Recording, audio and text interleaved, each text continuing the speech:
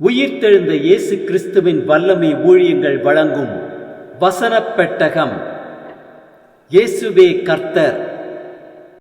இயேசுவையே தேவன் ஆண்டவரும் கிறிஸ்துவுமாக்கினார். இயேசுவே ராஜாதி ராஜா, கர்த்தாதி கர்த்தா. கிறிஸ்துவே மரித்தோர் மேலும் ஜீவனுள்ளோர் மேலும் ஆண்டவர். கிறிஸ்துவே போதகரும் ஆண்டவருமாயிருக்கிறார். வசனப் பெட்டகத்தின் இன்றைய தின கருப்பொருள்: கர்த்தரின் நாமம். கர்த்தரின் நாமம் பலத்த துருகம், நீதிமான் அதற்குள் ஓடி சுகமாயிருப்பான்.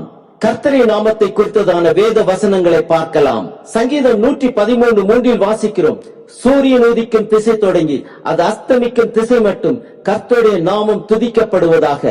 அப்போஸ்தலர் 4:12 வாசிக்கிறோம்: அவராலே அன்றி வேறு ஒருவராலும் ரட்சிப்பு இல்லை. நாம் ரட்சிக்கப்படும்படிக்கு வானத்தின் கீழங்கும் மனுஷர்களுக்குள்ளே அவருடைய நாமமே இல்லாமல் வேறொரு நாமம் கட்டளையிடப்படவும் இல்லை என்றான். யாத்திரையாகமம் 3:14-15 வாசிக்கிறோம்: அதற்கு தேவன் இருக்கிறவராக இருக்கிறேன் என்று மோசேயுடனே சொல்லி, இருக்கிறேன் என்பவர் என்னை உங்களிடத்துக்கு அனுப்பினார் என்று இஸ்ரவேல் புத்திரரோட சொல்வாயாக என்றார்.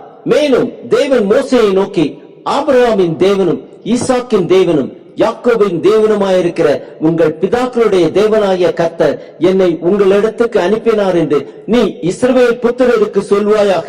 என்றென்றைக்கும் இதுவே என் நாமம், தலைமுறை தலைமுறை தோறும் இதுவே என் பெயர் பிரஸ்தாபம். யாத்திரையாகமம் 15:3 வாசிக்கிறோம்: கர்த்தரை யுத்தத்தில் வல்லவர், கர்த்தர் என்பது அவருடைய நாமம். யாத்திரையாகமம் 34:14 வாசிக்கிறோம்: கர்த்தருடைய நாமம் எரிச்சல் உள்ளவர் என்பது, ஆகையால் அந்நிய தேவனை நீ பணிந்து கொள்ள வேண்டாம்.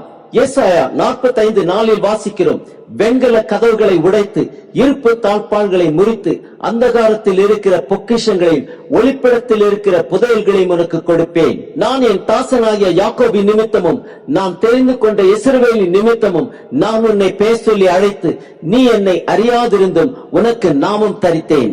ஏசாயா 42:8 வாசிக்கிறோம்: நான் கர்த்தர், இது என் நாமம், என் மகிமையை வேறொருவனுக்கும் என் துதியை விக்கிரகங்களுக்கும் கொடேன். ஏசாயா 9:6 வாசிக்கிறோம்: நமக்கு ஒரு பாலகன் பிறந்தார், நமக்கு ஒரு குமாரன் கொடுக்கப்பட்டார், கர்த்தத்துவம் அவர் தோளின் மேல் இருக்கும், அவர் நாமம் அதிசயமானவர், ஆலோசனை கர்த்தா, வல்லமையுள்ள தேவன், நித்திய பிதா, சமாதான பிரபு எனப்படும். 2 நாளாகமும் 7:14 வாசிக்கிறோம்: என் நாமம் தரிக்கப்பட்ட என் ஜனங்கள் தங்களை தாழ்த்தி ஜெபம் பண்ணி என் முகத்தை தேடி தங்கள் பொல்லாத வழிகளை விட்டு திரும்பினால், அப்பொழுது பரலோகத்தில் இருக்கிற நான் கேட்டு அவர்கள் பாவத்தை மன்னித்து அவர்கள் தேசத்துக்கு சேமத்தை கொடுப்பேன்.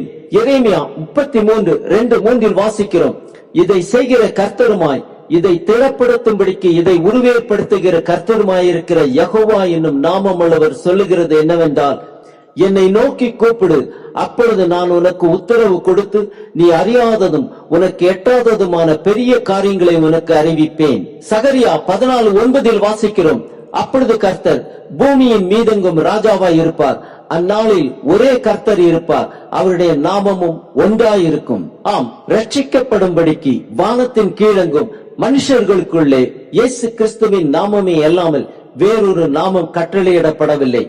அவரையே தொழுது கொள்வோம். அவரே நம் இரட்சகர்.